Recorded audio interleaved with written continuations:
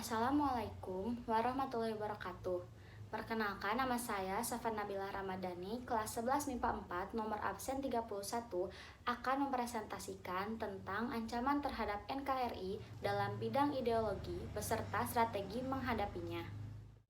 Ancaman integritas nasional dalam bidang ideologi adalah ancaman yang dinilai mempunyai kemampuan yang membahayakan pemikiran masyarakat suatu negara sehingga akan mengancam terhadap dasar falsafah negara, yaitu Pancasila. Berikut beberapa ancaman terhadap NKRI dalam bidang ideologi. 1. Masuknya ideologi lain ke Nusantara, seperti komunisme dan liberalisme.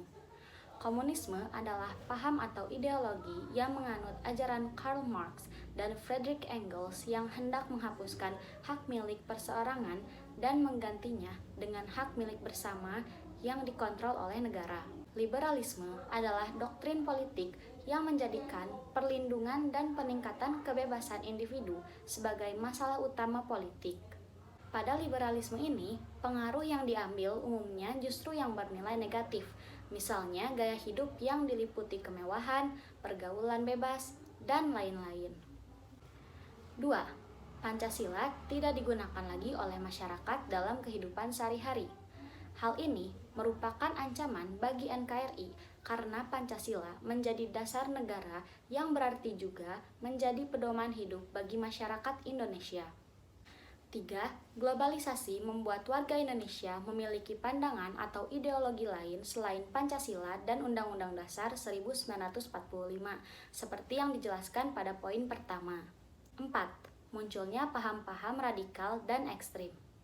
5. Gerakan separatisme. Gerakan separatisme adalah tindakan-tindakan secara terencana yang berkaitan dengan pemisahan diri atau kelompok dari kelompok lain. Contohnya, pemberontakan PKI, dan masih banyak yang lainnya. 6. Sikap apatis terhadap proses pemerintah. Sikap apatis yaitu sikap yang menunjukkan ketidakpedulian atau acuh tak acuh. Sikap apatis terhadap pemerintahan yaitu sikap yang tidak memperdulikan apa yang dilakukan oleh pemerintah. Misalkan, tidak peduli terhadap usaha pembangunan pemerintah. 7. Kebudayaan dan paham baru dari luar negeri yang menjamur di Indonesia. Mindset masyarakat Indonesia yang beranggapan bahwa produk asing lebih unggul dan lebih bermanfaat membuat masyarakat cenderung lebih banyak menggunakan produk asing dibandingkan produk lokal. Kebanggaan terhadap produk asing sebenarnya telah menjadikan kita kehilangan identitas, dan itu semua merupakan ancaman bagi NKRI. 8. Campuran tangan politik pihak-pihak asing di dalam negeri.